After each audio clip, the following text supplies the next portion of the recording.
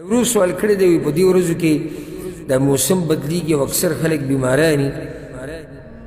او نزله زکام سینې خرابوي نو د عام خلک یو بل ته دا وي د موسم د لاسه مې سینه خرابه شو او د موسم د لاسه بیمار شوم او د موسم د لاسه مې نزله او زکام نو دې خبرې لږ شک کې اچولم ځکه چې بیماري راوستونکی ذات خو الله دی موسم څه کولی شي نو دا جمله صحیح ده چې د موسم د لاسه بیمار شوی الجواب ګوره دا خبره یاده کوي چې اسباب دا اثر کوي په مسبب کې د دې لازم اثري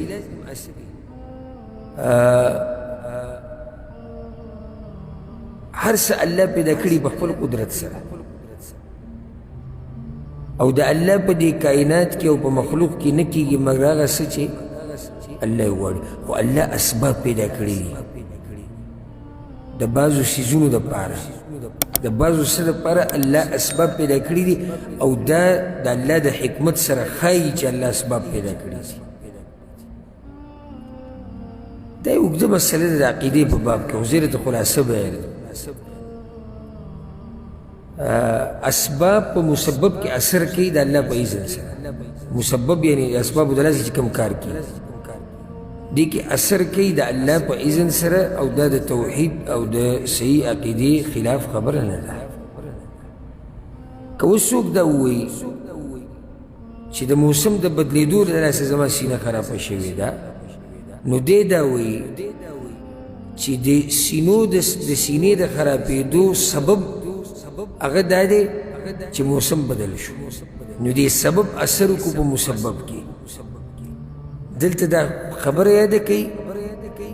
دا عقیده ورسره د ده نه وي چې دې سبب په خپله دا اثر وکړو که نه دا عقیده ورسره وي دا عقیده نه وي که دا عقیده دې نه وي او دا عقیده دي چې دا سبب او مسبب او دا هر څه د الله په لاس کې وي او چې الله وغواړي اسباب اثر کوي او چې الله ونه غواړي نو اسباب اثر نه کوي او یو سړی دا خبره کوي چې زه بیمار شوی یم د دې د لاسه د موسم د لاسه د دې خبرې د لاسه د دې د لاسه دې کې هېڅ حرج نشته ها دغه ناروا دي بلکې شرک دی چې څوک دا عقیده ساتي چې دا اسباب په خپله اثر کوي بغیر د الله د اجازت نه نو دا خو بیا کفر او شرک ته خبره رسوله یاد بالله دا خو بیا د الله سره شریک کړو دا اسباب نو ځکه د اسبابو په دې موضوع کې خلک په درې قسمه دي یو هغه دي چې هغوی خو بلکل انکار کړی او دا ګمراه دي وایي اسباب بلکل اثر نه کوي او دوی دا هغه څه نه انکار کړی دی چې هغه لیدی کېږي اورېدی کېږي قرآن او حدیث کې بیان شوي دی او دوی ته انکار کوي بلکې د الله د حکمت نه انکار کړی د حکمت تقاضه دا ده چې اسباب او مسبب وتړلی شي دا کار ولې کېږي د دې د لاسه سبب یې دا دی دا کار ولې کېږي سبب یې دا دی دا د الله د حکمت سره لایق خبره ده دویم قسم خلک هغه دي چې هغوی پکې غلو کړې ده او د شرک درجې ته رسېدلي دي هغه خلک دي چې د هغوی د عقیده ده چې یعنې د هر څه چې کېږي د څه د لاسه د اسبابو د لاسه او الله ته یېري د خو شرک کې واقع دي ځکه چې د الله سره اسباب شریک کړي دي ولې یاد کړي بلکې ډېر پیرې داسې کېږي چې اسباب موجودي او په مسبب کې اثر نه کوي ډېرې پیرې داسې کېږي چې اسباب موجودي او اثر نه کوي ښکلی مثال پیدا واله ابراهیم علیه السلام اور ته اچولی شوی و که نه اور څه کوي سیزل کې دا سبب د سیزلو دی خو دلته ابراهیم علیه السلام سیزلی نه دی سیزلی دلیل دی په دې باندې چې اسباب د ځان نه هېڅ نشي کولی ښه دا موسم چې بدل شو ټول خلک بیماران دي څوک بیمار دي څوک نه دي نو په ټولو اثر وشو نه د بعضو باره کې مونږ ویلو چې اسبابو اثر وکړو د الله په اذن سره او دا سړی بیمار شو د باندې باندې نه کړی نو دا په ګمراه دي دا خلک چې ټولو توجه اسبابو له ورکوي او الله ته یې یېري دا خو په شرک کې واقع دا خو دغه اولنۍ ډلې نه هم ګمراه دي درېیمه ډله چې په حقه باندې دا هغوی په منځ کې دي هغوی اسباب مني او دا مني چې اسباب اثر لري خو دا ورسره وایي چې اسباب چې اثر کوي او اثر پکې پیدا کېږي دا هم د الله په اذن سره لازم نه ده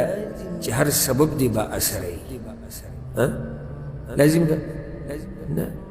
ته چې رزق ګټې اسباب لټې که نه لټې لازم دی چې د اسبابو سره ته رزق ملاوي لازم خو ده بلکې ډېر خلک دي چې ښه اسباب لټوي رزق یې بیا هم تنګ دی او ډېر خلک دي چې کورونو کې پراته دي په یو ټلیفون باندې او د کمپیوټر په یو بټن باندې هغوی په کروڑاو په لکونو روپۍ ګټي